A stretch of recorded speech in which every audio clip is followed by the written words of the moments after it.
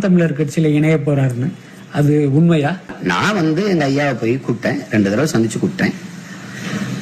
அவங்க அந்த நேரத்துல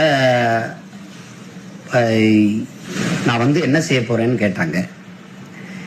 நீ என்ன பேசாம என்னை தலைவர் தான் கூப்பிடுவாங்க, என்னை தலைவர் தான் கூப்பிடுவாங்க. நீங்க அத்தையும் பேசி முடிச்சிட்டீங்க, உங்களையே அங்கீகரிக்கல. நான் ரொம்ப எதிர்பார்த்தேன். சீமான் அவர்கள் உங்களை சந்திச்சிருக்காங்க அப்படின்னு திரு சீமான் அவர்கள் மேடையில பேசும்பொழுது சொன்னாங்க. நான் சாயபவரை சந்திச்சேன், அரசியல் குறித்த விஷயங்கள்லாம் பேசணும்னு.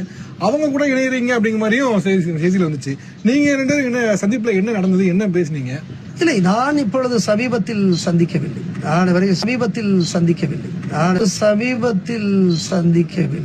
சந்தித்தே ஒரு 4 ஆண்டுகள் இருக்கு. அப்பொழுதெல்லாம் என்னை நிறைய பேர் சந்திப்பார்கள்.